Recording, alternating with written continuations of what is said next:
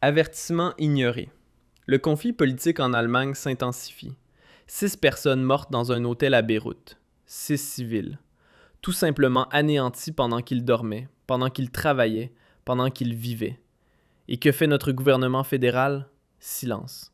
Un silence total. Ou pire encore, une approbation à peine voilée. Pendant que Friedrich Merz et sa CDU se tapent mutuellement dans le dos et parlent sans cesse du droit d'Israël à l'autodéfense, Beyrouth est sous une pluie de bombes. 5e jour de cette guerre et les attaques s'étendent toujours davantage. D'abord Gaza, puis la Cisjordanie, maintenant le Liban. Et vous savez ce qu'il y a de plus perfide? L'AfD avait précisément mis en garde contre cela pendant des mois. Et qu'est-il arrivé? On les a diffamés comme des compréhensifs de Poutine, catalogués comme des théoriciens du complot, dénoncés comme des traîtres à la nation. Mais maintenant, nous voyons la vérité, n'est-ce pas? Maintenant, nous voyons qui avait raison et qui a menti aux citoyens de ce pays. Le World Monitor tire la sonnette d'alarme. Lebanon Instability Score à 60. 60. C'est un niveau d'escalade massif. Ce n'est plus un conflit régional. C'est le début de quelque chose de bien plus grand. Et pendant que les médias dominants parlent prudemment d'une large vague de frappes, il faut appeler les choses par leur nom. Ce ne sont pas des frappes chirurgicales de précision. Ce sont des attaques terroristes contre des civils. Un hôtel à Beyrouth. Pas un quartier général militaire, pas une base de missiles. Un fichu hôtel. Où étaient les cibles militaires? Où étaient les combattants du Hezbollah? Nulle part. C'étaient des gens ordinaires, au mauvais endroit, au mauvais moment. Mais pour Merz et son gouvernement, business as usual. L'Allemagne se tient fermement aux côtés d'Israël, quel qu'en soit le prix. Et ce prix existe. Il coûte des vies humaines, il coûte notre sécurité et, à la fin, il coûtera aussi notre prospérité. Vous souvenez-vous encore du débat au Bundestag il y a 3 mois, lorsque le groupe parlementaire de l'AfD a présenté une résolution mettant en garde contre une escalade militaire au Moyen-Orient. Lorsqu'il demandait que l'Allemagne adopte une position neutre, que nous ne devions pas suivre aveuglément un camp, quelles que soient nos obligations historiques. Les partis traditionnels se sont moqués d'eux. Les Verts ont parlé d'un manque de responsabilité historique. Le SPD a évoqué un isolationnisme dangereux. Et la CDU de Friedrich Merz a qualifié l'AfD d'idiot utile de Moscou. Mais où en sommes-nous aujourd'hui? En plein milieu d'une escalade qui se déroule exactement comme l'AfD l'avait annoncé. Et soudain, le silence s'est installé dans les talk-shows. Soudain, plus personne ne veut parler de ces avertissements. Mais ce n'est pas tout. Car, pendant que les bombes tombent sur Beyrouth, pendant que les hôpitaux se remplissent de blessés, pendant que des familles pleurent leurs morts, l'Europe se prépare déjà à la prochaine vague de réfugiés. Et savez-vous qui n'y est absolument pas préparé? Exactement, notre gouvernement fédéral. Le même gouvernement qui a ouvert les frontières en grand en 2015. Le même gouvernement qui nous disait « nous y arriverons ». Le même gouvernement qui fait aujourd'hui comme si cette évolution était totalement imprévisible. Mais l'était-elle vraiment? Le Liban est depuis des années au bord du gouffre. Crise économique, instabilité politique, tensions confessionnelles. Et maintenant s'ajoutent les bombes israéliennes. Que croyez-vous qu'il va se passer? Les gens vont fuir. Des milliers, des dizaines de milliers, peut-être des centaines de milliers. Et ils viendront en Europe. Ils viendront en Allemagne. Et qui paiera la facture ? Nous, les contribuables ? La population qui travaille ? Pendant que les responsables restent assis dans leur villa et nous expliquent que nous devons faire preuve de solidarité. Et maintenant, le coup de tonnerre. Là, cela devient vraiment absurde. Chypre. Un village à Chypre, près de la base aérienne britannique d'Akrotiri, est sous le choc. Pourquoi ? Parce qu'une attaque de drone y a eu lieu. Sur un territoire militaire britannique. Sur un territoire de l'Union européenne. Vous comprenez la dimension ? Cette guerre s'étend désormais au sol européen. La base de la RAF à Akrotiri a été visée et les habitants du village vivent dans la peur.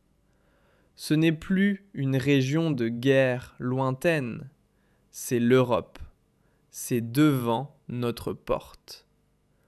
Et que fait l'Union européenne ?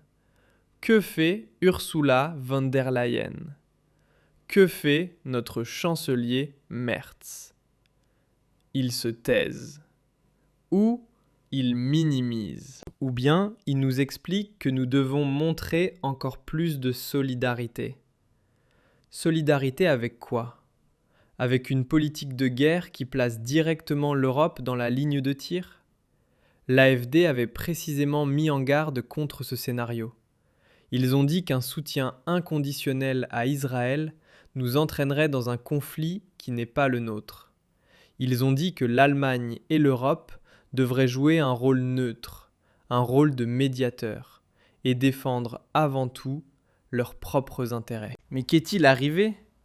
On les a calomniés comme antisémites, présentés comme des ennemis des valeurs occidentales et stigmatisés comme des diviseurs. Mais qui divise réellement ici ? Qui met l'Allemagne en danger ?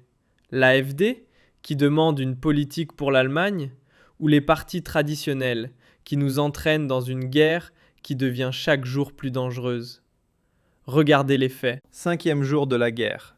6 morts à Beyrouth, une attaque sur un territoire de l'UE à Chypre, une vague de réfugiés qui se profile, un Lebanon Instability Score à 60. Et notre gouvernement agit comme si tout était sous contrôle. Friedrich Merz donne des interviews dans lesquelles il parle de la responsabilité historique de l'Allemagne. Mais quelle responsabilité avons-nous envers nos propres citoyens ? Quelle responsabilité avons-nous envers les familles allemandes qui veulent vivre en sécurité, qui ne veulent pas être entraînées dans une guerre, qui ne veulent pas payer le prix d'une politique étrangère ratée ? Personne au gouvernement ne pose ces questions. Personne dans les médias dominants ne les pose. Mais nous les posons. L'AfD les pose. Et de plus en plus de gens dans ce pays commencent à les poser aussi. Petite remarque au passage. Des contenus comme celui-ci n'atteignent souvent pas tout le monde. Un abonnement, une cloche activée ou un simple commentaire peuvent aider à maintenir la visibilité. Parlons maintenant des États-Unis. Donald Trump est de retour à la Maison-Blanche et, pendant que les médias allemands continuent de le présenter comme un chaos ambulant, il fait quelque chose que notre gouvernement semble incapable de faire. Il agit dans l'intérêt de son propre pays. Trump a clairement déclaré que les États-Unis ne sont plus prêts à mener chaque conflit au Moyen-Orient avec des soldats américains et de l'argent américain. America first, voilà sa maxime. Et vous savez quoi ? Cela fonctionne. Une grande partie de la population américaine le soutient, parce qu'elle a enfin un président qui défend ses intérêts. Mais en Allemagne, nous avons un chancelier qui confond America first avec Germany last. Merz suit aveuglément la politique de guerre d'Israël, sans consacrer la moindre pensée aux conséquences pour l'Allemagne. Rien d'étonnant alors si notre situation sécuritaire s'est dramatiquement détériorée. Et puis il y a encore l'Iran. Les médias veulent nous convaincre que l'Iran est le grand méchant de l'histoire. Le régime des mollahs, les soutiens du terrorisme, la menace pour la paix mondiale. Mais regardez attentivement. Qui bombarde en ce moment des hôtels remplis de civils? Qui élargit ce conflit jour après jour? Qui pousse toute une région vers un embrasement généralisé? Ce n'est pas l'Iran.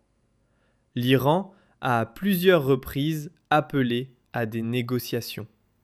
L'Iran a proposé des solutions diplomatiques. Mais Israël continue de bombarder et notre gouvernement applaudit. Ce n'est pas une politique étrangère équilibrée, c'est de l'idéologie aveugle. Et cette idéologie va nous coûter cher. La réalité est que nous vivons désormais dans un monde multipolaire. La Russie, la Chine, l'Iran, ce sont tous des acteurs avec lesquels nous devons composer. Non pas parce que nous approuvons leur système, mais parce que c'est dans notre intérêt. L'Allemagne est une nation exportatrice. Nous avons besoin de relations commerciales stables. Nous avons besoin de sécurité énergétique. Nous avons besoin de paix dans notre voisinage. Mais que fait Merz? Il suit l'ancienne ligne transatlantique, comme si nous étions encore en 1990, comme si le monde était toujours noir et blanc, le bien contre le mal, l'Occident contre le reste. Pourtant, le monde a changé, et l'Allemagne doit changer aussi. L'AfD l'a compris. C'est pourquoi elle réclame une nouvelle Ostpolitik. C'est pourquoi elle demande le dialogue plutôt que la confrontation. Et c'est précisément pour cela que les partis traditionnels la combattent avec tant d'acharnement. Parce qu'elle remet en cause tout l'establishment de la politique étrangère. Retour à Beyrouth. 6 morts. 6 noms que nous ne connaîtrons peut-être jamais. 6 familles plongées en ce moment même dans l'enfer. Mais pour nos médias, ce n'est qu'une note de bas de page, une brève coincée entre la météo et les résultats sportifs. Imaginez un instant que ce soit l'inverse. Imaginez que l'Iran ait bombardé un hôtel à Tel Aviv et tué 6 Israéliens. Les gros titres feraient le tour des écrans pendant des semaines. Édition spéciale, sommet de crise, sanctions, rhétorique de guerre. Mais quand Israël bombarde, on parle d'autodéfense. Alors il faudrait comprendre. Il faudrait rappeler notre responsabilité historique. Cette double morale est insupportable et elle est dangereuse, car elle montre au peuple du monde arabe que certaines vies valent plus que d'autres, que des vies européennes ou israéliennes compteraient davantage que les leurs. Et ce faisant, nous nourrissons précisément la haine que nous prétendons combattre. La vague de réfugiés viendra, c'est aussi certain que l'amène à l'Église. Le Liban a déjà accueilli plus d'1 million de réfugiés syriens. Le pays est économiquement à bout de souffle. La monnaie s'est effondrée. L'électricité ne fonctionne plus que quelques heures par jour. Et maintenant, les bombes s'ajoutent au chaos. Que croyez-vous qu'il se passera si la situation s'effondre complètement? Les gens monteront sur des bateaux. Ils iront vers Chypre, vers la Grèce, vers l'Italie et de là vers l'Allemagne, parce que nous avons les frontières les plus ouvertes, parce que nous offrons les prestations sociales les plus généreuses, parce que notre gouvernement semble incapable de dire non. Et les coûts vont exploser. Logement, école, système de santé, aide sociale, tout sera mis sous pression. Mais lorsque l'AfD attire l'attention sur cela, on la traite d'agitatrice. Lorsqu'elle réclame des limites, on la qualifie d'inhumaine. Pourtant, il ne s'agit pas d'inhumanité, il s'agit de réalisme. L'Allemagne ne peut pas résoudre les problèmes du monde entier. Nous ne pouvons pas accueillir tout le monde. Nous devons évaluer de manière réaliste notre capacité d'accueil. Mais c'est une vérité que le gouvernement refuse d'entendre. Et puis, il y a Chypre. Cette attaque contre la base de la RAF à Akrotiri marque un tournant.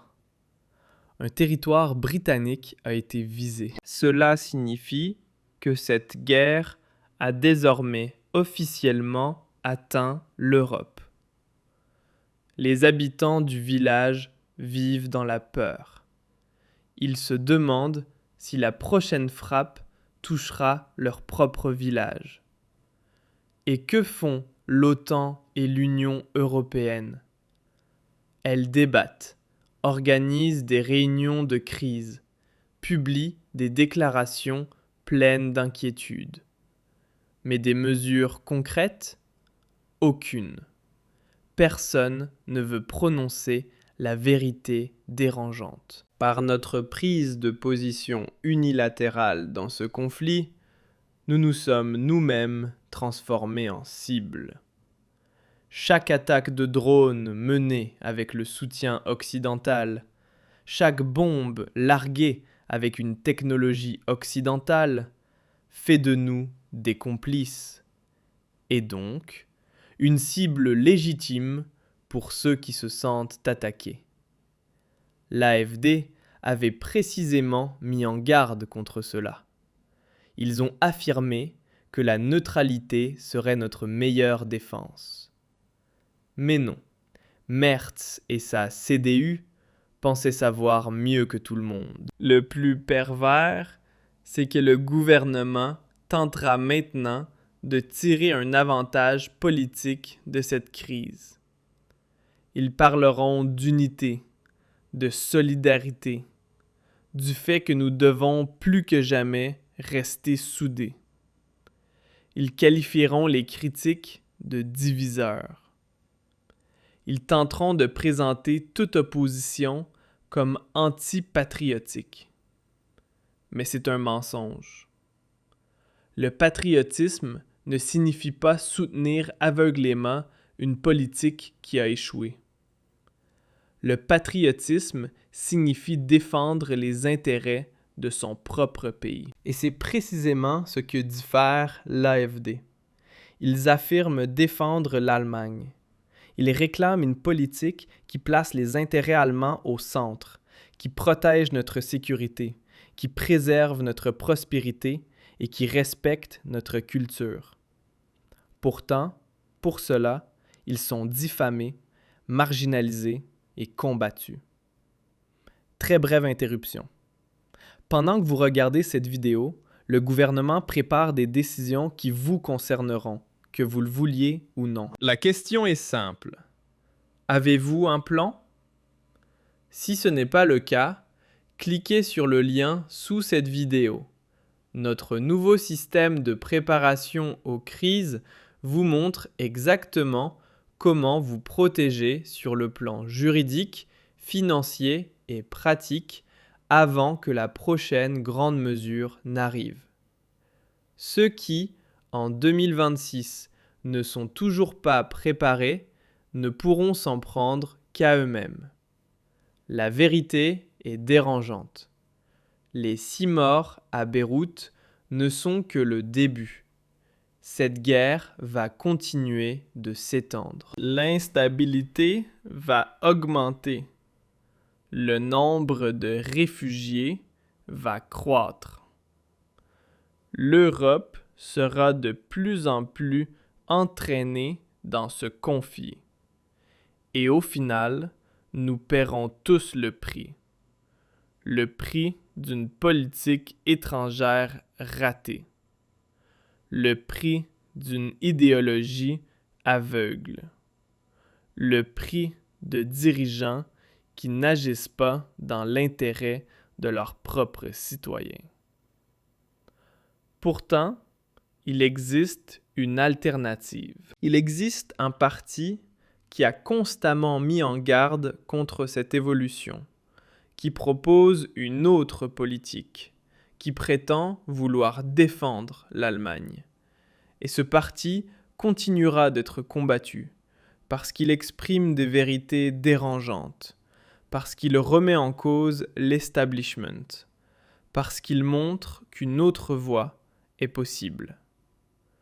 6 morts à Beyrouth, 6 de trop. Et cela aurait pu être évité si notre gouvernement avait écouté les avertissements, s'il avait mené une politique étrangère équilibrée, s'il avait placé les intérêts de l'Allemagne au-dessus des œillères idéologiques.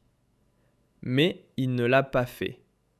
Et maintenant, nous devons tous vivre avec les conséquences. La seule question est de savoir combien de temps nous allons encore l'accepter. Combien de temps nous allons regarder notre sécurité être mise en danger. Combien de temps nous allons tolérer que nos dirigeants agissent contre nos intérêts. Les prochaines élections viendront, c'est certain. Et ce jour-là, nous aurons l'occasion d'envoyer un message. Un message pour une autre politique. Une politique pour l'Allemagne. Yeah.